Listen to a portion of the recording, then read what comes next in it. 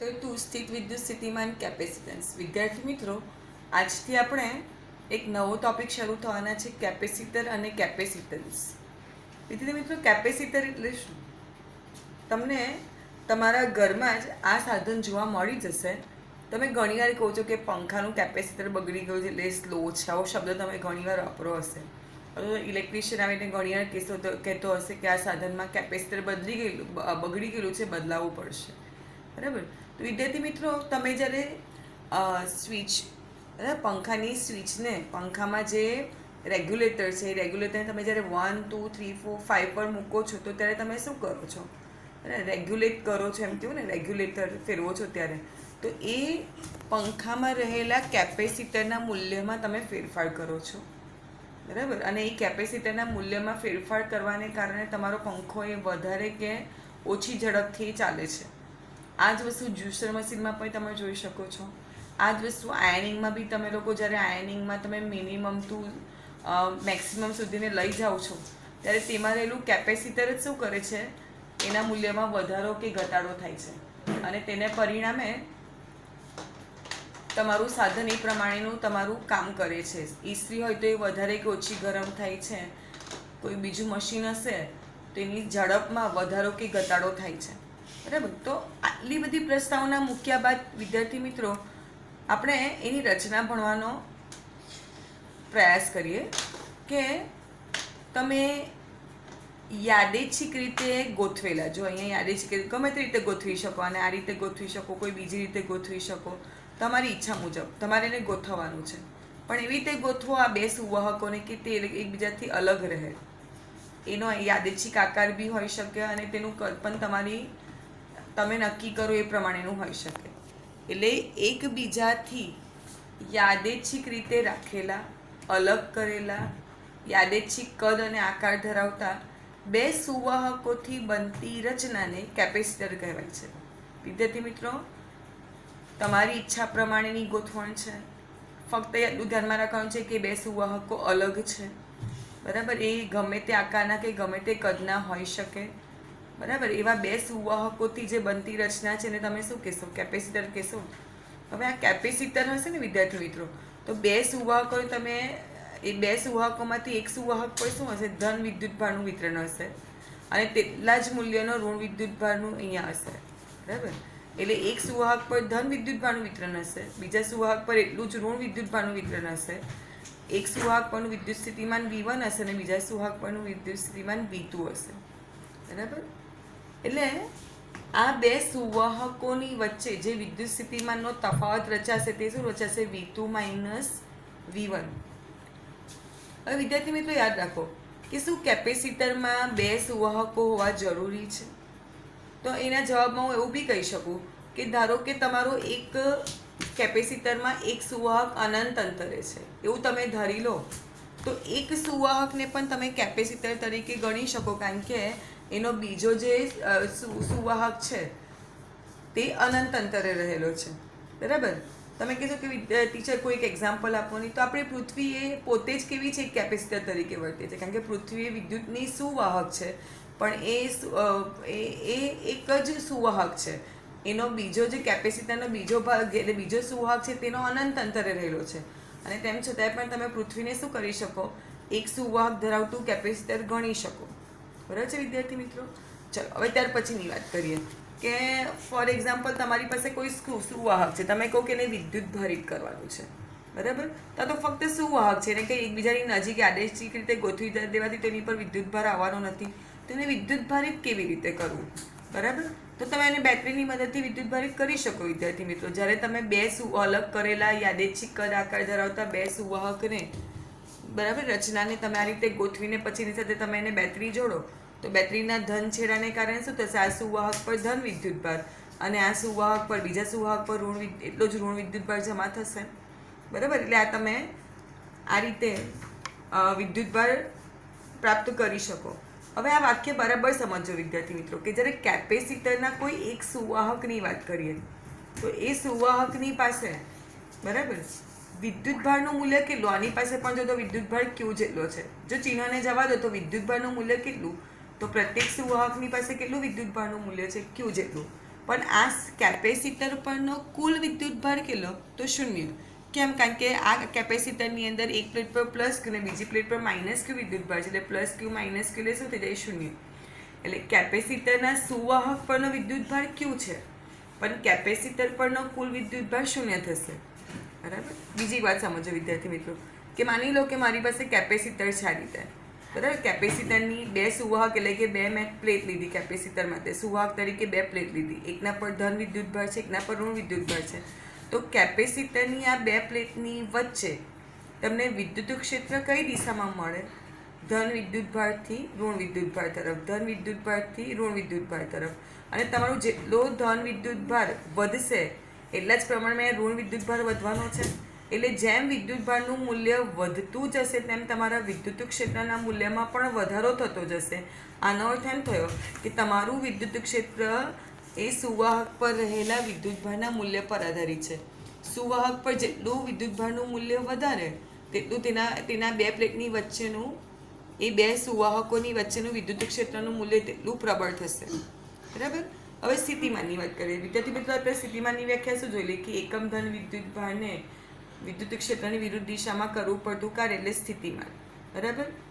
તો અહીંયા જો તમે આ બે પ્લેટની વચ્ચે વિદ્યુત ક્ષેત્ર પ્રસ્થાપિત થયેલું છે, તમે શું કરશો? એકમ ધન વિદ્યુતભારને વિદ્યુત ક્ષેત્રની વિરુદ્ધ દિશામાં તમે લઈ આવશો અને જે કાર્ય કરશો વિદ્યુત ક્ષેત્રની વિરુદ્ધ દિશામાં એને તમે શું કહેશો? વિદ્યુત સ્થિતિમાન કહેશો. બરાબર?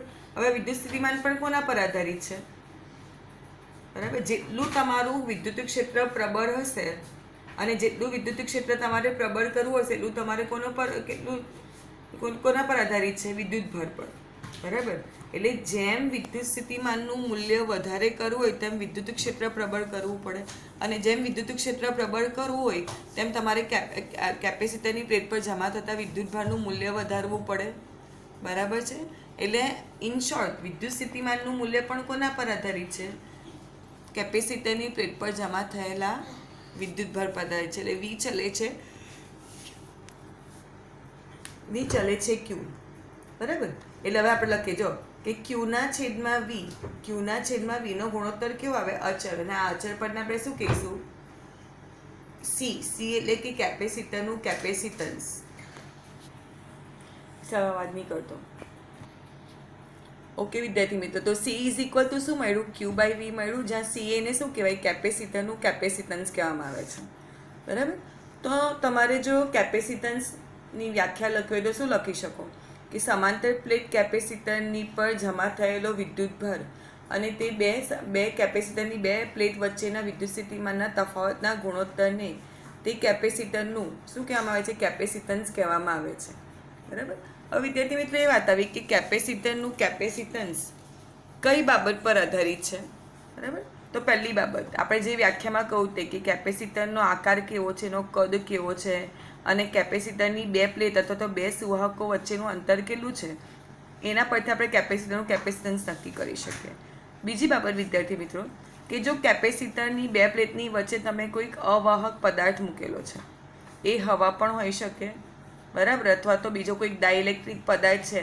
તમને તો ખ્યાલ જ છે ને કે ડાઇલેક્ટ્રિક પદાર્થમાં H2, CO2, O2 એ બધા પદાર્થો પણ આવી શકે. તો આ બે ડાઇલેક્ટ્રિક પદાર્થની વચ્ચે તમે આ કેપેસિટરની આ બે પ્લેટની વચ્ચે તમે કયો ડાઇલેક્ટ્રિક પદાર્થ મૂકેલો છે એના આધારે પણ કેપેસિટરનું કેપેસિટન્સ નક્કી થાય. તે ઉપરાંત કોઈ કેપેસિટરની નજીક બીજો કોઈ કેપેસિટર હોય તો એની હાજરી લીધે પણ કેપેસિટરના કેપેસિટન્સના મૂલ્યમાં ફરક પડી શકે. બરાબર? હવે પ્રશ્ન એવો તો કેપેસિટરનું કેપેસિટન્સ કઈ બાબતો પર આધારિત નથી? તમે જે સુવાહક લીધેલો છે, બરાબર, એ સુવાહક કયા દ્રવ્યનો બનેલો છે, બરાબર, એ દ્રવ્યના પ્રકાર પર કેપેસિટરનું કેપેસિટન્સ આધારિત નથી. અને સુવાહકનો ઇન્ડિવિજ્યુઅલી પોતાનો કેટલો વિદ્યુતભાર છે, વિદ્યુતભારનો જથ્થો એ પોતે ધરાવે છે, એની પર પણ કેપેસિટરનું કેપેસિટન્સનું મૂલ્ય આધારિત નથી. વિદ્યાર્થી મિત્રો યાદ રાખજો, આ ઇન્ડિવિજ્યુઅલ એક કેપેસિટર કેટલો વિદ્યુતભારનો જથ્થો ધરાવે છે એની પર આધારિત નથી. જ્યારે બે કેપેસિટરની પ્લેટો સામસામે તમે મૂકો છો અને તેની સાથે તમે બેટરી વડે જોડ્યા પછીની પર જે વિદ્યુતભાર સંગ્રહિત કરો છો, બરાબર, ત્યાર પછી કેપેસિટન્સનું મૂલ્ય તેના પર આધાર રાખે. બરાબર? હવે બીજી એક વસ્તુ આવી કે કેપેસિટરનું જે કેપેસિટન્સ છે એના એકમો કયા? એક આવે C is equal to Q by V પ્રમાણે Q એટલે વિદ્યુતભાર ને V એટલે વિદ્યુત સ્થિતિમાન, એટલે તેના પરથી C બાય V એટલે કે કુલમ પ્રતિ વોલ્ટ એનો એકમ આવ્યો. પણ માઇકલ ફેરેડેની યાદમાં આપણે એનો એકમ ફેરેડે નક્કી કરેલો છે, એટલે કે 1 ફેરેડે ઇઝ ઇક્વલ ટુ શું આવશે? 1 કુલમ પ્રતિ વોલ્ટ. બરાબર. હવે એના પારિમાણિક સૂત્રની વાત કરીએ કે કેપેસિટરનું પારિમાણિક સૂત્ર શું થશે? તો C is equal to Q by V. બરાબર છે. હવે Q એટલે શું થાય? વિદ્યુત પ્રવાહની વ્યાખ્યા પ્રમાણે Q is equal two IT ના છેદમાં V એટલે શું થાય? એકમ ધન વિદ્યુતભારને લાવવા માટે કરવું પડતું કાર્ય, એટલે W ના છેદમાં Q. ફરીથી Q ને ઉપર લઈ જાઓ એટલે આ IT તો છે જ, અને Q ની વેલ્યુ પણ ફરીથી Q એટલે વિદ્યુતભાર જ, એટલે ફરીથી IT ના છેદમાં W. I એટલે પ્રવાહ એટલે A ઇન્ટુ A એટલે A સ્ક્વેર.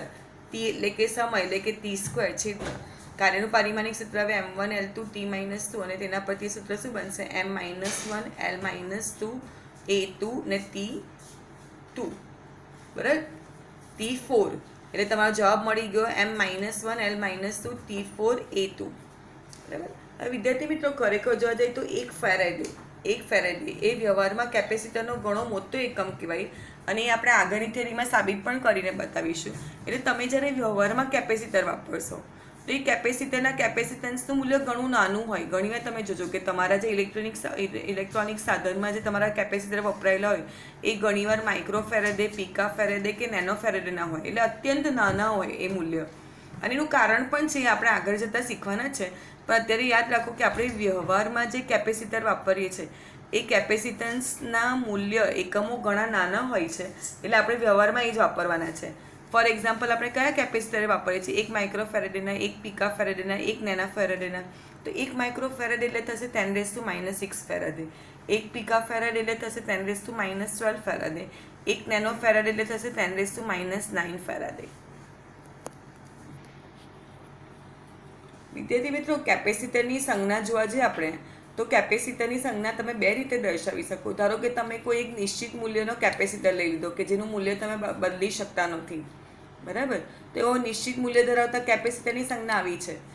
વિદ્યાર્થી મિત્રો બેટરી નથી. જો બેટરીમાં એક છેડો જે ધન છેડો હોય તે મોટો હોય ને ઋણ છેડો એ નાનો હોય. જ્યારે કેપેસિટરની બંને પ્લેટની તમે જ્યારે દર્શાવો ત્યારે તેની લંબાઈ કેવી રાખવી પડે? એક સમાન રાખવી પડે. બરાબર. એ જ પ્રમાણે ધારો કે કોઈ તમે ચલ કેપેસિટર લીધું કે તમે આજે તમે જે જ્યુસર મશીનમાં કે પંખામાં કે તમે ઇસ્ત્રીમાં જે તમે ટ્રિગર કરીને તમે શું કરો છો? એનું મૂલ્ય બદલો છો ને કેપેસિટરનું. એટલે તમે જે વ્યવહારમાં વાપરો તે મોટે ભાગના ચલ કેપેસિટર બી વાપરો છો. તે એવા ચલ કેપેસિટર કે જેનું મૂલ્ય તમે બદલી શકો એના માટે તમે આવી સંજ્ઞા વાપરશો કે આ જ છે, પણ એક એરો દર્શાવીને આ રીતે તમે શું કરો? ચલ કેપેસિટર દર્શાવી શકો. હવે મેં આગળ પ્રશ્ન કર્યો, બરાબર ને, કે વ્યવહારમાં કેપેસિટરનું મૂલ્ય શા માટે મોટું નથી હોતું? બરાબર. એનો એક પહેલો પ્રશ્ન આપે કે આપણે ખબર છે કે કેપેસિટરનું કેપેસિટન્સ માટેનું સૂત્ર છે C is equal to Q by V. હવે આનો અર્થ શું થયો? કે જો તમારે કેપેસિટન્સનું મૂલ્ય વધારે રાખવું હોય તો કેપેસિટરની બે પ્લેટની વચ્ચેનું વિદ્યુત સ્થિતિમાનનું મૂલ્ય ઘણું ઓછું રાખવું પડે, અને તેની સામે તમારે કેપેસિટરની પ્લેટ પર જમા થતા વિદ્યુતભારનું મૂલ્ય ઘણું વધારે રાખવું પડે. મારી વાત સમજ પડી વિદ્યાર્થી મિત્રો? આ તો જ તમારે કેપેસિટરનું મૂલ્ય કેવું કરી શકો? ઘણું મોટું કરી શકો. આનું મૂલ્ય નાનું હોય અને આનું મૂલ્ય ઘણું વધારે હોય, બરાબર, તો કેપેસિટરનું મૂલ્ય વધી જઈ શકે. બરાબર. એક આ લોજિકલી તમને થિયરી પરથી આવું સમજ પડે છે, પણ એકચ્યુઅલી વિદ્યાર્થી મિત્રો શું થાય છે? તમે જો ઉલટું ચાલજો કે તમારે જો વિદ્યુત સ્થિતિમાનને ખરેખર કેવું હોય કે કોઈ પણ કેપેસિટરની પ્લેટ પર તમે જેમ વિદ્યુતભારનું મૂલ્ય વધારતા જાઓ તેમ વિદ્યુત ક્ષેત્રનું મૂલ્ય પ્રબળ થતું જાય, અને જેમ વિદ્યુત ક્ષેત્રનું મૂલ્ય પ્રબળ થતું જાય તેમ એ કેપેસિટરની બે પ્લેટની વચ્ચે કોઈ પરીક્ષણ વિદ્યુતભારે એને વિરુદ્ધ કરવું પડતું કાર્યનું મૂલ્ય પણ વધતું જાય, એટલે કે વિદ્યુત સ્થિતિમાનનું મૂલ્ય વધતું જાય. બરાબર છે. એટલે હવે શું થશે તે સમજો કે તમે જો વિદ્યુતભાર કેપેસિટરની, આપણે આ મુદ્દો લઈએ કે કેપેસિટરની પ્લેટ પર તમે વિદ્યુતભારને ઘણો મોટો કર્યો, તમે જેમ વિદ્યુતભારને વધારતા જશો તેમ વિદ્યુત ક્ષેત્ર પ્રબળ થતું જશે. બરાબર. અને જેટલું તમે વિદ્યુત ક્ષેત્ર વધારે પ્રબળ કરતા જશો તેમ એક પરિસ્થિતિ નિર્માણ થશે. શું થશે? કે આ કેપેસિટરમાં વિદ્યુત ક્ષેત્ર એટલું બધું પ્રબળ થઈ ગયેલું છે કે તેની આસપાસની જે હવા છે, બરાબર, એ હવામાં રહેલા હવામાં રહેલા અણુઓનું એ આયનીકરણ શરૂ કરી નાખશે, એટલે કે એને ધન વિદ્યુતભાર અને ઋણ વિદ્યુતભારમાં કન્વર્ટ કરવા માંડશે. મારી વાત સમજ પડે છે? અને તેને પરિણામે શું થશે કે આ પ્રબળ વિદ્યુત ક્ષેત્રને કારણે અહીંયા શું થશે, બરાબર, ધન અને ઋણ વિદ્યુતભારો શું થશે, ઉત્પન્ન થશે. એ હવામાં આયનો ઉત્પન્ન થશે, બરાબર. હવે શું થશે, આ ધન છે ને, તો આ કેપેસિટર પરનો ઋણ વિદ્યુતભાર શું થઈ જશે, ત્યાં લીક થઈ જશે. આ ઋણ વિદ્યુતભાર શું થઈ જશે, લીક થઈ જશે. આ ઋણ વિદ્યુતભાર લીક થઈને શું કરશે, આ હવામાં રહેલા આયનોને શું કરવા જશે, તટસ્થ કરવા જશે, બરાબર. હવે આવું થવાને કારણે શું થશે, બરાબર, આવું થવાને કારણે આ કેપેસિટરની પ્લેટ પરનો ઋણ વિદ્યુતભાર લીક થવા માંડશે, બરાબર. મારી વાત સમજ પડે છે? એટલે કેપેસિટર ને અહીંયા શું થાય, આ પ્લેટ પર અહીંયા જે ઋણ વિદ્યુતભાર હશે તે અહીંયા આવીને શું કરવા માંડે, એને તટસ્થ કરવા માંડે, બરાબર. એટલે ધીમે ધીમે એક પરિસ્થિતિ એવી આવશે કે અહીંયા ઋણ છે તે લીક થવા માંડવાનો છે અને ધન છે તેની પર ઋણ જમા થઈને શું થશે, આ બાજુની પ્લેટને તટસ્થ કરવા માંડશે, બરાબર. આમ અહીંયા જે અવાહક માધ્યમ હતું, એટલે કે હવા જે હતી, એ હવામાં વિદ્યુતભાર લીક થઈ જવાને લીધે આ કેપેસિટર પરનો વિદ્યુતભાર ધીમે ધીમે ઘટતો જશે અને વિદ્યુતભારની પ્લેટ, આ સુવાહકની પ્લેટ પર જ્યારે વિદ્યુતભાર જ નહીં હશે તો એ કેપેસિટર વિદ્યુતભાર વિહોણો એટલે કે નકામો થતો જશે, બરાબર. અને વિદ્યાર્થી મિત્રો, આ બીજી વાત, આ રીતે જે વિદ્યુતભાર લીક થઈ જાય છે ને કેપેસિટર પરથી, પ્રબળ વિદ્યુત ક્ષેત્રને કારણે આ વિદ્યુતભાર જે લીક થઈ જાય છે, ને કેમ લીક થયો, કારણ કે તમે કેપેસિટર પર વિદ્યુતભારનું મૂલ્ય વધારવા ગયા. એ વિદ્યુતભારનું મૂલ્ય વધારવામાં વિદ્યુત ક્ષેત્ર પ્રબળ થઈ ગયું. વિદ્યુત ક્ષેત્ર પ્રબળ થયું એટલે હવાનું આયનીકરણ શરૂ થયું અને હવાનું આયનીકરણ થવાથી કેપેસિટર પરનો ઋણ વિદ્યુતભાર લીક થવા માંડ્યો. તો આ જે વિદ્યુતભાર લીક થવા માંડ્યો ને, એ ઘટનાને આપણે શું કહીશું, બ્રેકડાઉન કહીશું. એને શું કહેવાય, બ્રેકડાઉન. આમ સુવાહક પર જો વિદ્યુતભારને આપણે ગણો, એટલે કે કોઈ પણ સુવાહક પર વિદ્યુતભાર ઘણો મોટો કરે, તેમાં કેપેસિટન્સનું મૂલ્ય વધારે કરવું હતું ને, તો કેપેસિટન્સનું મૂલ્ય વધારે કરવા તમે શું કર્યું, સુવાહક પર વધારે વિદ્યુતભાર મૂકવા ગયા. પણ સુવાહક પર વધારે વિદ્યુતભાર મૂકવા ગયા તો વિદ્યુત ક્ષેત્ર કેવું થઈ ગયું, પ્રબળ થઈ ગયું. અને વિદ્યુત ક્ષેત્ર પ્રબળ થયું તો શું થયું, એને હવાનું આયનીકરણ શરૂ કરી નાખ્યું. હવાનું આયનીકરણ શરૂ થયું એટલે પૃષ્ઠ પરનો ઇલેક્ટ્રોન શું થઈ ગયો, પૃષ્ઠને જકડી રાખતા બળનો સામનો કરીને પૃષ્ઠ પરથી છટકી ગયા. આ જે ઘટના બની એ ઘટનાને આપણે શું કહ્યું, ડાઇઇલેક્ટ્રિક બ્રેકડાઉન કહ્યું. વિદ્યાર્થી મિત્રો, એકદમ હાસ્યાસ્પદ વાત આવી, એને કોરોના ડિસ્ચાર્જ પણ કહેવામાં આવે છે, બરાબર. આ જે શબ્દ છે કોરોના ડિસ્ચાર્જ, આ જે થયું ને એને કોરોના ડિસ્ચાર્જ પણ કહેવામાં આવે છે. ઓકે વિદ્યાર્થી મિત્રો, તો હવે બીજી એક વાત આવી, ડાઇલેક્ટ્રિક સ્ટ્રેન્થ. કોને કહેવાય ડાઇલેક્ટ્રિક સ્ટ્રેન્થ? તો સમજો વિદ્યાર્થી મિત્રો કે તમે આજે કેપેસિટરની બે પ્લેટ મૂકી, બરાબર, અને એ પ્લેટ પર તમે શું કર્યો, વિદ્યુતભારનો સંગ્રહ કરતા ગયા. એક સમય આવે કે વિદ્યુત ક્ષેત્રનું મૂલ્ય પ્રબળ થયું, પણ એ પ્રબળ વિદ્યુત ક્ષેત્રને કારણે હજુ પણ શું થયું છે, માધ્યમના બ્રેકડાઉનની શરૂઆત નથી થઈ. એટલે કે શું થયું છે, માધ્યમ પેલા અવાહક માધ્યમના આયનીકરણની શરૂઆત નથી થયેલી, બરાબર. તો જે વધારેમાં વધારે તમે વિદ્યુત ક્ષેત્ર મૂકી શકો છો. હવે આનાથી વધારે તમારું વિદ્યુત ક્ષેત્ર તમે મૂક્યું એક પ્રબળ વિદ્યુત ક્ષેત્ર પછી, બરાબર, એનાથી હવે આટલું થઈ ગયું, બરાબર, વૈધું. હવે પછી તમે થોડોક પણ વધારાનો વિદ્યુતભાર મૂકવા જશો અને જો વિદ્યુત ક્ષેત્ર પ્રબળ થશે તો આયનીકરણ શરૂ થઈ જશે. પણ એ પહેલાં તમે જેટલું પણ પ્રબળ વિદ્યુત ક્ષેત્ર થયું ને, આ જે પ્રબળ વિદ્યુત ક્ષેત્ર થયું એને તમે કહેશો ડાઇલેક્ટ્રિક સ્ટ્રેન્થ. એટલે તમારે એની જે વ્યાખ્યા લખી હોય તેને શું કહેવાય કે આ જે ડાઇલેક્ટ્રિક માધ્યમ છે, એટલે કે હવાનું માધ્યમ છે, ત્યારે આપણે ડાઇલેક્ટ્રિક માધ્યમ તરીકે હવાનું માધ્યમ જ લીધેલું છે, બરાબર. તો ડાઇલેક્ટ્રિક માધ્યમનું બ્રેકડાઉન થયા સિવાય, બરાબર, તમે જે મહત્તમ વિદ્યુત ક્ષેત્ર ઉત્પન્ન કરી શકો છો એ મહત્તમ વિદ્યુત ક્ષેત્રને તે કેપેસિટરનું ડાઇલેક્ટ્રિક સ્ટ્રેન્થ કહેવામાં આવે છે.